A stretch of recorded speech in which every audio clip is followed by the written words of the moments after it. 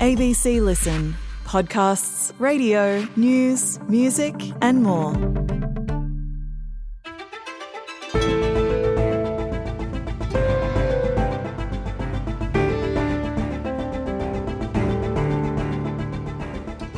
Israel says it was a mistake.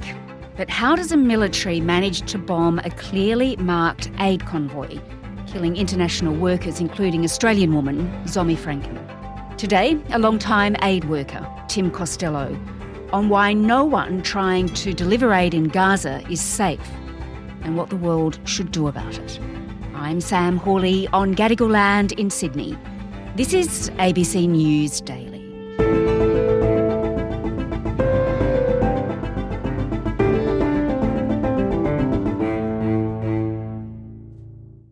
Tim Costello. I had 17 years at World Vision and went to many conflict zones and went to Gaza before the war. So you're very well placed to talk about this tragedy. I spoke to the Foreign Minister of Israel last night. I expressed the outrage of the nation. I said that the death of any aid worker is outrageous and it is unacceptable. This is a human tragedy that should never have occurred, that is completely unacceptable. Everyone's pretty heartbroken.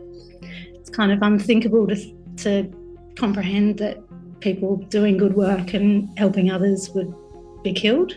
In a statement, the World Central Kitchen says this is an attack on humanitarian organisations. This is unforgivable. And we're hearing there some of the outrage over the death of the Australian aid worker, Zomi Frankom. And let's discuss that reaction soon. But I just want to start by painting a picture of how this occurred. As you said, you've spent such a long time providing aid in conflict zones, in places where disasters have hit. So describe for me what World Central Kitchen would have been doing on the day its vehicles were struck. Well, World Central Kitchen were part of the lifeline to keep Gazans alive and from starving. Humans need, on average, 2,100 calories a day. If you put that in a food basket, it's about 661 grams of food. And when you're feeding a population in Gaza of nearly 2 million people, it's over 3,000 tonnes of food a day. So World Central Kitchen were an organisation dedicated to keeping people alive. And they had unloaded food at a warehouse in central Gaza. They were travelling in clearly marked cars. Does that mean, Tim, the Israelis knew they were there or should have known they were there travelling to that warehouse to provide this food? Absolutely. You know, the Israelis control that area of Gaza. They had checked in. Every movement you make is checked in and logged in. There was maximum visibility about who they were, what they were doing, where their warehouse was, why they would be travelling back and forth. At first glance, that's why this is so tragic and so inexplicable.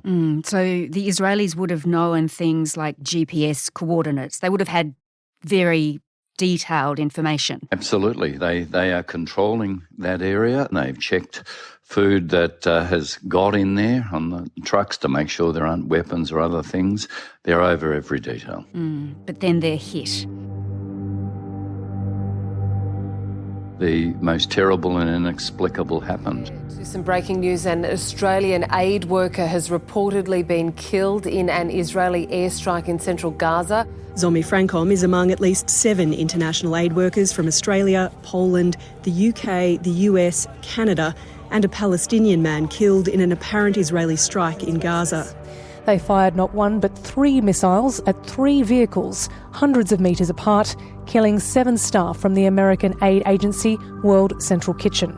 A clearly marked, visible signage aid vehicle that they know about is hit and 7 lives are lost. And the bodies are taken to a Gazan Palestinian hospital and then the story trickles out. These are foreigners, foreign passports. What's going on here?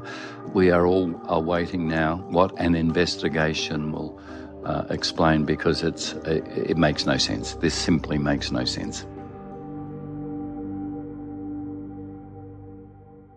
Let's come to what Israel's saying about all of this in a moment. But you'd know better than most, Tim. It does take a pretty brave, or if you like, selfless person to do this sort of work, to put yourself in harm's way to help other people. And the tributes, really, they've been flowing for this Australian woman. What do we know about Zomi Frankom? What do you know about her? Well, I know that in her local community, already manifesting the finest, deepest, truest values of what all of us aspire to be as Australians, responding to the bushfires, responding through her work with World Central Kitchen to people whose lives are hanging by a thread. The measure of compassion, of big-heartedness and of courage. Zomi, she looked just so positive in a video filmed by World Central Kitchen. She clearly enjoyed the work. Hey, this is Zomi and Chef Olivier. We're at the Jirabala Kitchen. This is the beautiful, fragrant, aromatic rice that will be served today from Jirabala Kitchen. Thank you. Yeah, we were obviously very worried about her going into this situation, but she's classic kind of gung-ho Zomi, probably her only fault. You know, in northern Gaza where there's nobody delivering aid, so she's an incredibly brave person, beautiful person. We mourned this fine Australian who has a record of helping out her fellow citizens.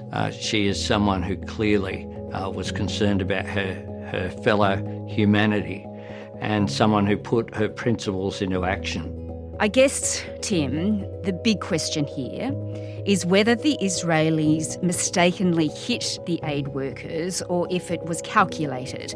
The Israeli military chief says it was a result of misidentification in complex conditions. I want to be very clear. The strike was not carried out with the intention of harming WCK aid workers. It was a mistake that followed a misidentification at night during a war in a very complex conditions. It shouldn't have happened. Look, I find it very hard to believe. I say, how do you miscalculate when they have done everything right? How is that possible? And that's what, triggered for me that it could have easily been me. It could have easily been so many of our colleagues when we've done this, many, many times over, relying on and having confidence in the systems that when you identify who you are and what you're doing, you're not going to be hit by a rocket. You absolutely are not going to be. So I'm sure, in the investigation we'll find more details, but I found the comment, well, this happens in war, from Prime Minister Netanyahu, glib. This happens in the war. We are conducting a thorough inquiry and we are in contact with the governments. We will do everything to prevent a recurrence.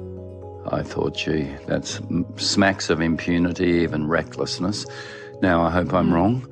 Maybe the investigation will be thorough, but it certainly has to allow the possibility that someone's going to be charged, and it's culpable in a criminal sense. Do you mean charged by Israel? Charged by Israel, yeah. Given your experience in providing aid, have you ever felt like you're in danger, given the communication that you're meant to have with the government and the military on the ground? Did you always feel like the protections were working? Yeah, I always did. I certainly had moments of fear when, you heard gunfire. But I always had the confidence. We've communicated, we follow the protocols, they know we're here, they know what we're doing. So I never actually had that fear.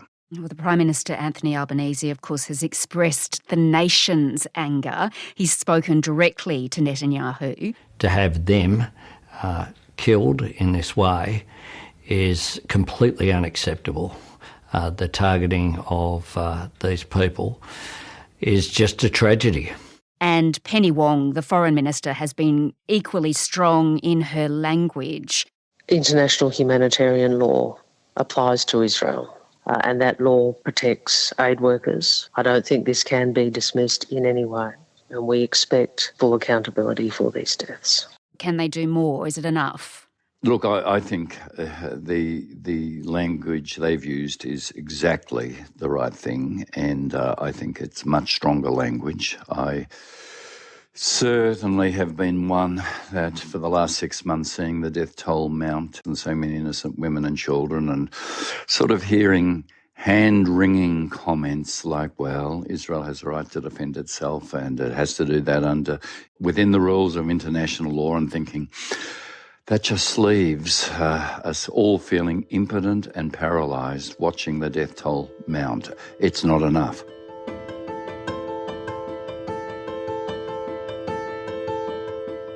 Well, this is all really a worry for the aid going into Gaza, because World Central Kitchen has paused operations for now for safety reasons, and it's been providing more than 50% of all the aid going in there. Other groups are finding it pretty difficult to get in. And of course, Tim, there is concern about famine in Gaza. Remind me, what is famine? Well, famine means when up to 20% of the population are food insecure. And it literally is that situation where you start to see people who need those 2,100 calories a day getting less than that. And that starts to show not just in losing weight, but in other organs within their own bodies starting to shut down. That is just terrible. That is simply terrible. That cannot happen to innocent Gazans. Whatever the barbaric evils, and there are many of Hamas, that cannot happen on this World Watch. We have never had such visibility of what's going on in a war, probably in my lifetime.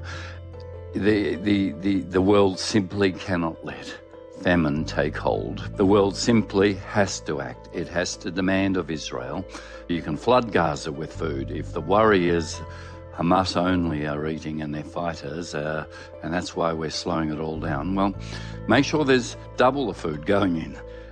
So everyone actually is eating, and famine isn't allowed to take hold. All right. So obviously, Tim, there's a lot of anger over this strike. But what do you think needs to happen now, immediately? Well, immediately we have to have assurances that, one, there's a full and transparent investigation, and secondly, that this is a tipping point to say we need a ceasefire. A ceasefire is the only way to get both the hostages out and to ensure that aid workers are protected. When there's not a ceasefire, people, these 7, whatever the reason, lose their lives. And thirdly, we literally have to say no more excuses about just checking trucks and limiting the supply or the distribution. People have to have access to food. Full stop, period, no ifs or buts. They have to have access.